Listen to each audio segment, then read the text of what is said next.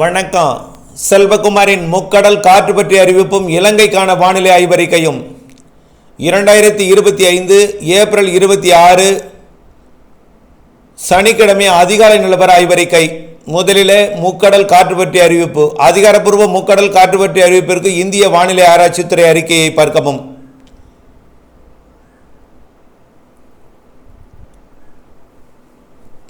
முக்கடலை பொறுத்தவரைக்கும் அச்சுறுத்தும் காற்று ஏதும் இல்லை. இந்த தேதியில் இல்லை. வரக்கூடிய 1ஆம் தேதி வரைக்கும் பெரிதாக இல்லை. இலங்கையை ஒட்டிய கடற்பகுதியில் மட்டும் எடை குறைந்த படகுகளுக்கு சவால் கொடுக்கக்கூடிய 35 கிலோமீட்டர் வேகம் கொண்ட காற்று 27 35. அது இலங்கை கடற்கரையை ஒட்டி பயணிக்கிறது. அதாவது தலைமன்னாருக்கு நெருக்கமான கடற்பகுதியில் தனுஷ்கோடிக்கு கிழக்கே. இது மாலை நேரத்தில் மட்டும் இருக்கிறது, முன்னிரவு நேரத்தில் இருக்கிறது. எடை குறைந்த படகுகளுக்கு மட்டும் சவால் கொடுக்கக்கூடிய காற்று. வரக்கூடிய 1ஆம் தேதியிலிருந்து வட இந்திய நிலப்பகுதியில் உயரக்கூடிய வெப்பநிலை காரணமாக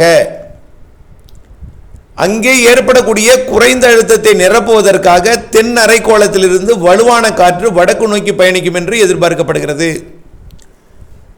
1ஆம் தேதியிலிருந்து மன்னார் வளைகுடா பாக் ஜலசந்தி பகுதியில் காற்றோட வேகம் அதிகரிக்கும்.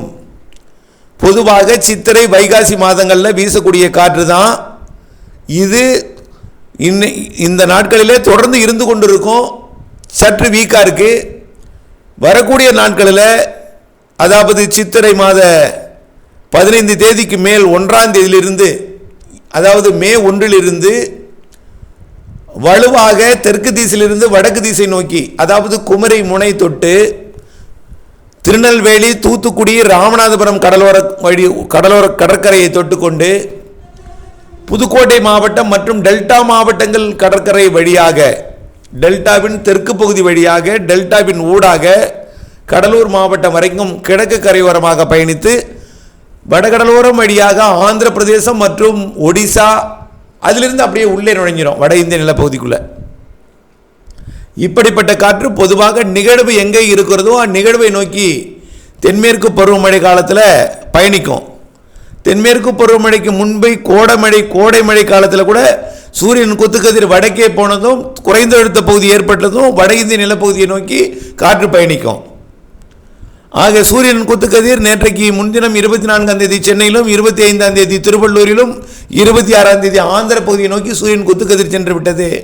இப்படியே படிப்படியாக ஆந்திர பிரதேசம், தெலுங்கானா, ஒடிசா என்று வடக்கு நோக்கி பயணிக்கும் பொழுது கடகரேகையை அடைந்ததும் தென்மேற்கு பருவமழை தொடங்கும். ஆனால் கோடை மழைக்கும் இந்த தெற்கு காற்று சித்திரை வைகாசியில் டெல்டா வழியாக வடக்கு நோக்கியும் பயணிக்கும். படிப்படியாக அதோட எல்லையை வடக்கு வரை கொண்டு போகும். அந்த காற்று கடலோரம் வழியாக சித்திரை மாதத்தில் வீசக்கூடிய, வைகாசி மாதம் வீசக்கூடிய காற்று 1ஆம் தேதியிலிருந்து மாலை இரவில் இனிமேல் இருந்து கொண்டிருக்கும். வலுப்பெறும். 3 வலுப்பெறும். 3, 4, 10ஆம் தேதி இன்னும் வலுப்பெறும். 10ஆம் தேதி தரைப்பகுதிகளில் கூட சூறைக்காற்றுடன் மழை இருக்கு வட இந்தியாவில்.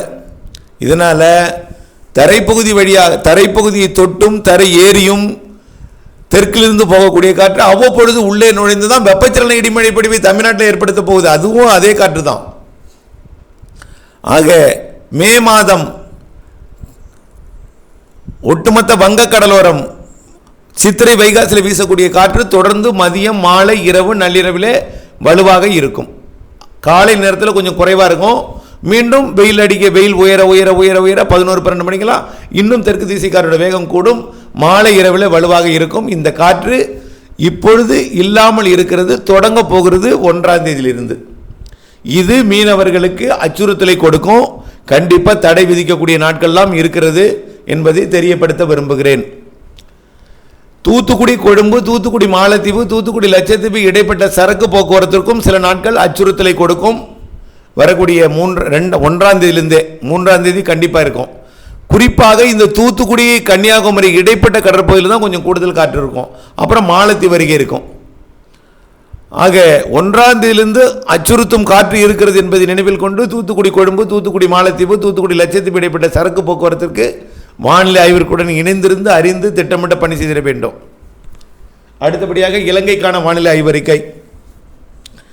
இலங்கையை பொறுத்த வரைக்கும் தினசரி மழை தான், நேற்றும் மழை தான், இன்றைக்கு அதிகாலை தான் அங்கே நேற்றைக்கு தொடங்கிய மழை விடை பெற்று புத்தளம் மற்றும் தலைமன்னார் வழியாக அது அதற்கு தெற்கேயும் மேற்கு நோக்கி நகர்ந்து கொண்டிருக்கு.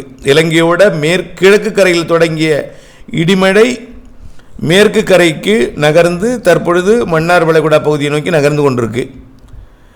ஆக இப்படி தினசரி மழைப்பிடிவு வந்துடும். இலங்கையை பொறுத்த வரைக்கும் இலங்கைக்கு மழை இல்லாத நாளே இருக்காதுங்க. இன்றைக்கு எப்போ மழைன்னு பார்த்தீங்கன்னா, இன்றைக்கு மதியம் ஆங்காங்கே மழைப்பிடிவு தொடங்கும். இன்றைய விட நாளை பரப்பில் கூடிய மழைப்பிடிவு இருக்கிறது. நாளை மாலை பெரும்பாலான பகுதிகளில் மழை இருக்குது. இடிமழை தான், வெயிலுக்கு பின் தான் மழை.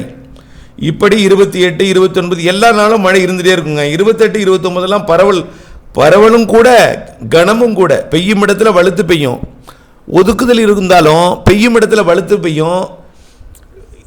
மழைப்பொழிவோட நேரமும் கூடுதலாக இருக்கும். 28, 29 28, 20 அதாவது 28 ஒரு பக்கம் இருந்ததுன்னா 29ஆம் தேதி ஒரு பக்கம் இருக்கும். தினசரி ஒரே இடத்துலையும் பெய்யாது, அது மாதிரி இருக்கும் மழைப்பொழிவு. இப்போ 28ஆம் தேதி திரிகோணமலை தலைமன்னார் இடைப்பட்ட பகுதினா 29ஆம் தேதி கண்டி, கோட்டை, அம்பாறை, அம்மந்தோட்டா, காலி இந்த பகுதியில் இருக்கும். ஆனால் மழை இருந்துகிட்டே இருக்கும். 1ஆம் தேதியிலிருந்து மழைப்பொழிவு கூடுகிறது. இப்படியே படிப்படியாக முதல் வாரத்தில் இன்னும் கொஞ்சம் கூடுகிறது. 2 காற்று இணைவு என்பது இலங்கையில் நன்றாக நடைபெறும்.